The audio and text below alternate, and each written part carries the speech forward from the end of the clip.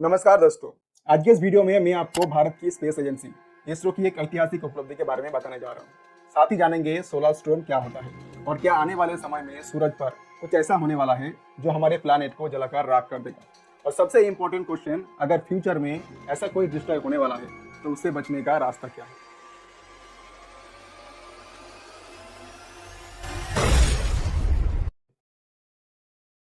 अभी तक साइंस जिनके बारे में मिनिमम जानकारी तक पहुंच पाए उनमें से एक है स्पेस।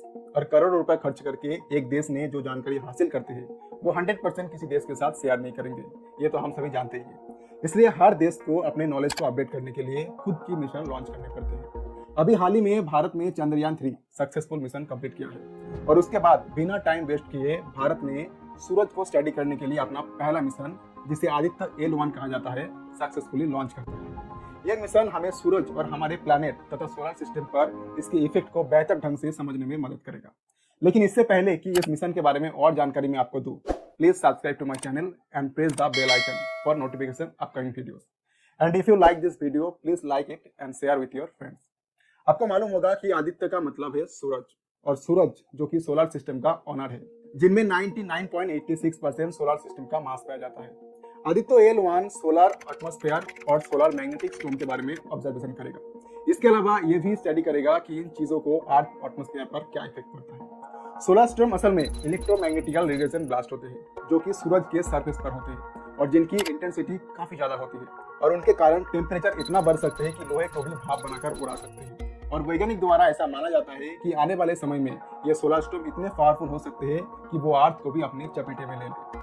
इस टॉपिक के ऊपर एक मूवी भी बनी है जिनमें निकोलस केज और कई अन्य आर्टिस्ट भी है और उस मूवी का नाम है नोएह। आप इस मूवी को एक बार जरूर देखें, आपको स्पेस के बारे में काफी कुछ जानने को मिलेगा। आप जानते हैं आदित्य L1 मिशन इंपॉर्टेंट क्यों है। ये सूरज को स्टडी करने वाला भारत का पहला स्पेस मिशन है। इसे 2 सितंबर 2023 आंध्र प्रदेश के एक द्वीप श्री हरिकटा के सतीश धवन स्पेस सेंटर से लॉन्च किया गया था। इस स्पेस शिप का वेट 1472 किलोग्राम है और इसमें 7 साइंटिफिक इंस्ट्रूमेंट है जो सूरज के विभिन्न पहलुओं, जैसे कि इसके ऊपर atmosphere, corona, magnetic field, solar wind और फ्लेम्स का निरीक्षण करेगा। यह स्पेसक्राफ्ट सूरज और पृथ्वी के बीच एक स्पेशल ऑर्बिट में इंस्टॉल किया जाएगा, जिसे हैलो कक्ष कहा जाता है। ये कक्ष उस पॉइंट पर लोकेटेड है जहां सूरज और पृथ्वी की ग्रेविटी एक दूसरे को बैलेंस करते हैं। इस पॉइंट को लैग्रेंज पॉइंट या शॉर्ट में L1 कहा जाता है। यह पृथ्वी से लगभग 1.5 मिलियन किलोमीटर दूर है, जो पृथ्वी और चंद्रमा के बीच की दूरी के लगभग 100 गुना है। इस ऑर्बिट पॉइंट का बेनिफिट ये है कि ये स्पेसक्राफ्ट को अर्थ या मून किसी की इंटरफेस के बिना कंटिन्यू सूरज का व्यूज देख सकते हैं। इससे स्पेसक्राफ्ट की फ्यूल रिड्यूस हो जाएगा क्योंकि उसे लगातार अपने सिचुएशन का बेल एडजस्ट नहीं करना पड़ेगा। अब समझते हैं इस मिशन का मेन पर्पस क्या है।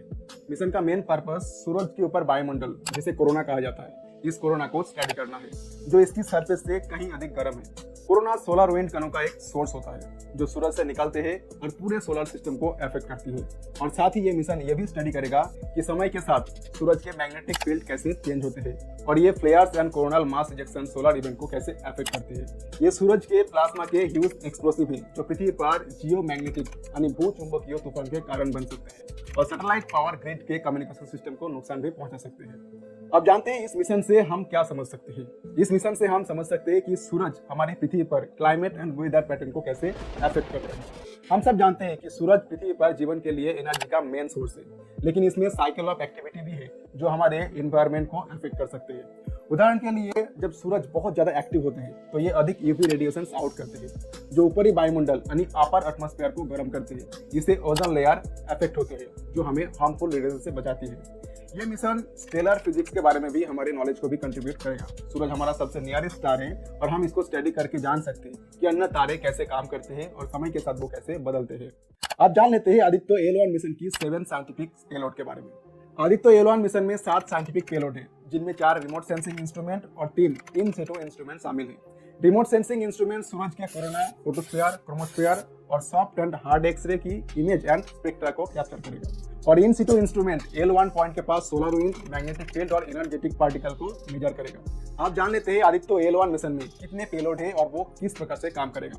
VELC visible emission line chronograph ये मिशन का मेन पेलोड है जो visible and near infrared wavelength में सोलर कोरोना का निरीक्षण करेगा। SUIT solar ultraviolet imaging telescope ये पेलोड अल्ट्रावायलेट वेवलेंथ में सूरज के फोटोस्फीयर एंड क्रोमोस्फीयर की इमेज को कैप्चर करेगा। SOLEXS solar low energy X ray spectrometer. ये पेलोड सूरज से सॉफ्ट एक्सरे एमिशन का मेजर करेगा, जो कोरोना के टेम्परेचर एंड एक्टिविटी का इंडिकेटर है। साथ ही हाई एनर्जी रेडिएशन भी है, जो पृथ्वी पर कम्युनिकेशन एंड नेविगेशन सिस्टम को इनकरप्ट कर सकते हैं। ASP Aditya solar wind particle experiment. ये पेलोड L1 पॉइंट के पास सोलर विंड पार्टिकल प्रॉपर्टीज को मेजर करेगा, जो साइक्लो किलोमीटर प्रति सेकंड के स्पीड से सूरज से बाहर की ओर बहती है। साथ ही सोलर विंड प्रोटॉन और हेवी आइकन की composition, density, velocity and temperature को एनालाइज करेगा। PAPA plasma analyser package for Aditya. ये पेलोड L1 पॉइंट के पास super thermal and thermal plasma की डिलीवरी परफॉर्मेंस मेजर करेगा, और साथ ही एनालाइज करेगा कि प्लाज्मा मैग्नेटिक फील्ड के साथ कैसे कनेक्ट करता है और स्पेस वेदर को कैसे अफेक्ट करता है। और मैग्नेटोमीटर ये समझने में मदद करेगा कि मैग्नेटिक फील्ड समय और स्थान के साथ कैसे बदलता है।